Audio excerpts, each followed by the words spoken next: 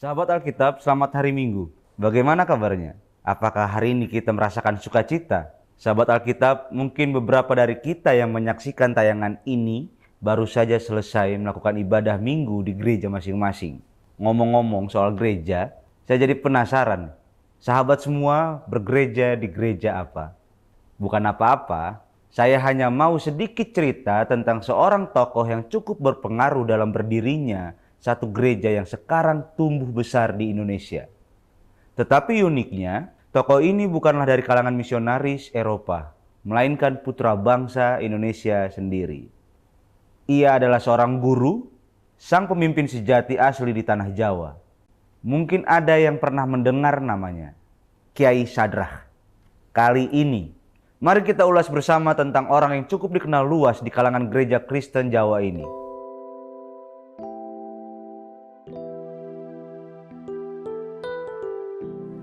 Pekabaran Injil di Pulau Jawa dilakukan bersamaan dengan terbitnya Alkitab terjemahan Lydekker yang merupakan Alkitab terjemahan ke dalam bahasa Melayu pada tahun 1733.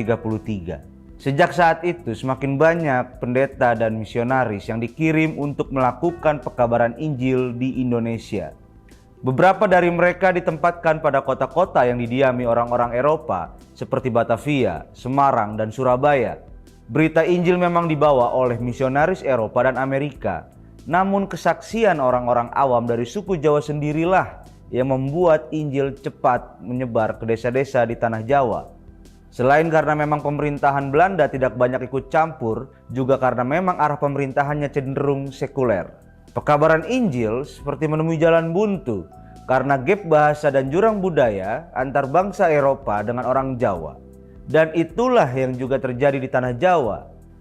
Tapi di akhir abad 18 muncul sang pembawa lentera iman yang bergelar Kiai. Ia bernama Sadrah Surapranoto. Gaya penampilannya sederhana, tidak ikut-ikutan memakai gaya busana kolonial, dan karismanya terlihat memancar saat memimpin jemaat Kristen Jawa Merdeka yang pelayanannya dipusatkan di Pedukuhan Karangjoso, wilayah Kutoarjo, Jawa Tengah. Sadrah lahir sekitar tahun 1835 di Jepara yang adalah nantinya menjadi pusat pelayanannya. Nama yang diberikan orang tuanya adalah Radin. Orang tuanya bekerja sebagai petani dan keberlangsungan hidupnya sangat ditentukan oleh hasil panen yang didapat.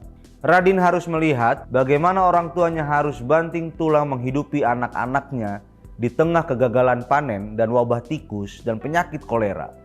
Oleh karena kehidupan ekonominya yang tidak membaik, Radin terpaksa melalang buana, mengembara ke berbagai daerah di Pulau Jawa.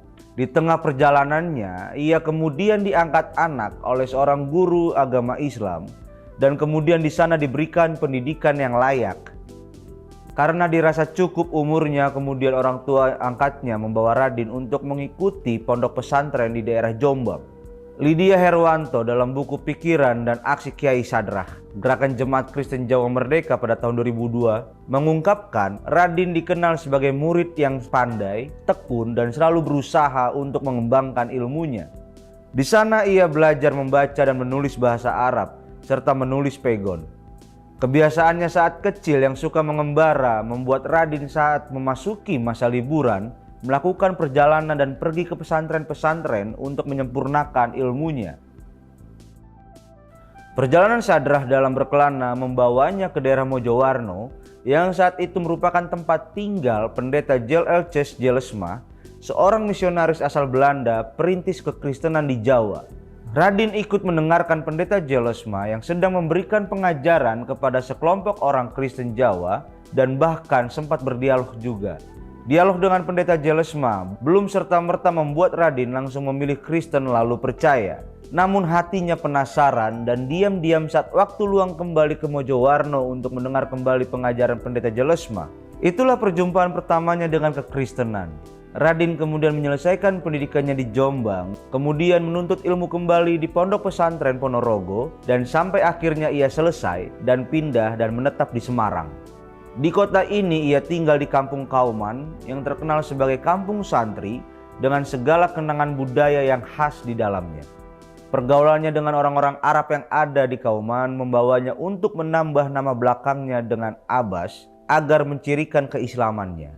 sehingga namanya kemudian menjadi Radin Abbas. Di satu hari saat bersiap untuk memperdalam pendidikan agamanya, Radin bertemu dengan bekas gurunya dulu, Pak Kurman, yang ternyata sudah menjadi Kristen setelah berdebat melawan Kiai Ibrahim Tunggul Wulung. Kiai ini dikenal sebagai penyebar agama Kristen yang berasal dari Muria, perintis jemaat yang kemudian menyebar di desa-desa utara Pulau Jawa yang sekarang menjadi Gereja Injili di Tanah Jawa atau GITJ. Ini adalah perjumpaan kedua Radin Abbas dengan kekristenan dan menjadi langkah awal dirinya untuk berproses beralih belajar untuk percaya kepada Kristus. Radin Abbas awalnya ikut dalam pengajaran yang disampaikan misionaris dari Belanda. Setiap minggu ia rutin mengikuti ibadah yang untuk mengikutinya ia rela berjalan kaki menempuh waktu selama 5 jam untuk beribadah di hari Minggu.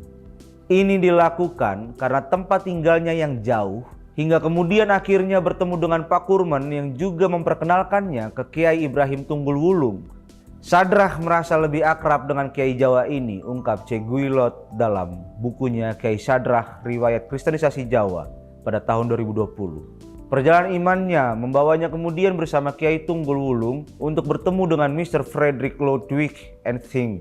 Ia adalah seorang wakil ketua Mahkamah Agung di Batavia.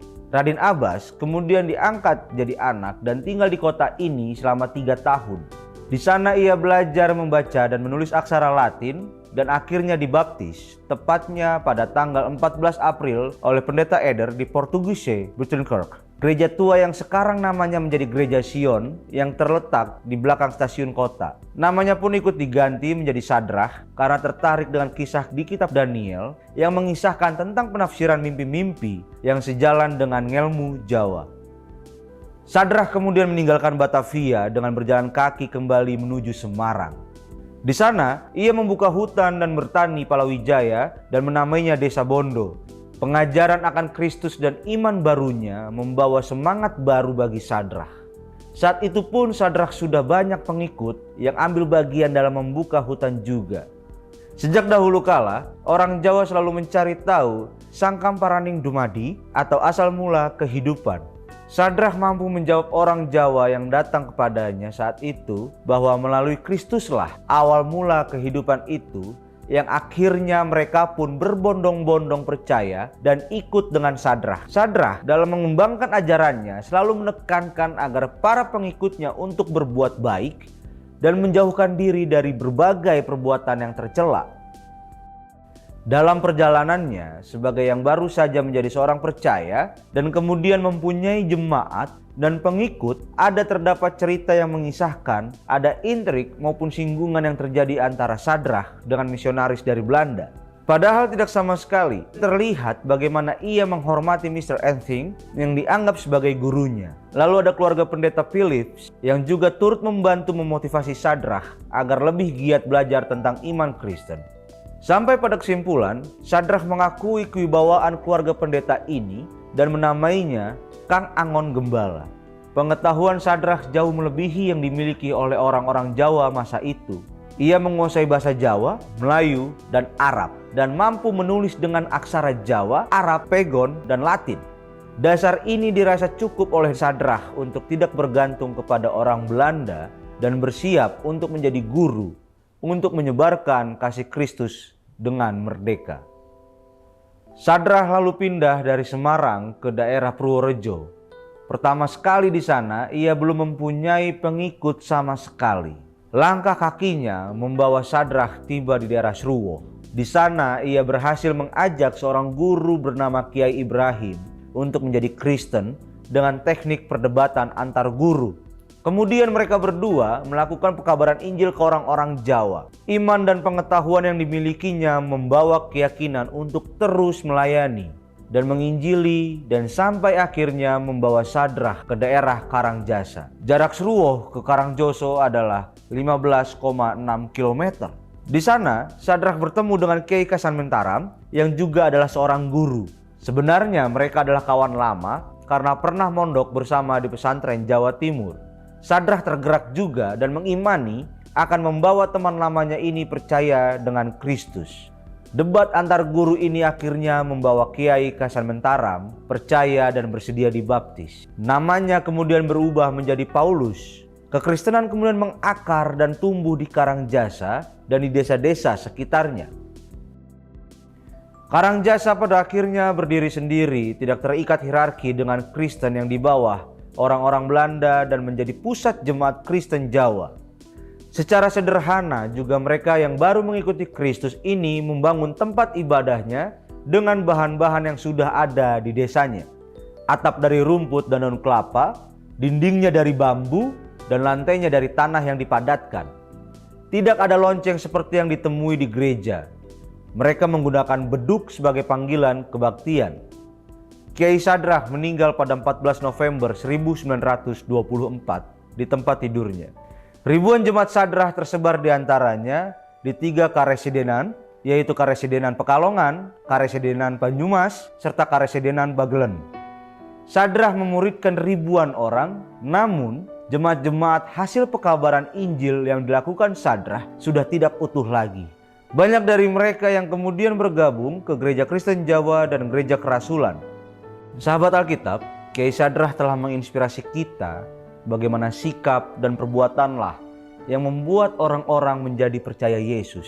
Pengajarannya yang begitu kuat hingga berdampak luas bagi perkembangan gereja-gereja dan keimanan orang-orang Kristen di tanah Jawa hingga hari ini. Kiranya teladan dan lakonnya selalu hidup dalam semangat kita. Sahabat Alkitab, jangan lupa untuk terus mengikuti program YouTube LAI lainnya dan juga untuk subscribe, like, dan share. Salam Alkitab untuk semua.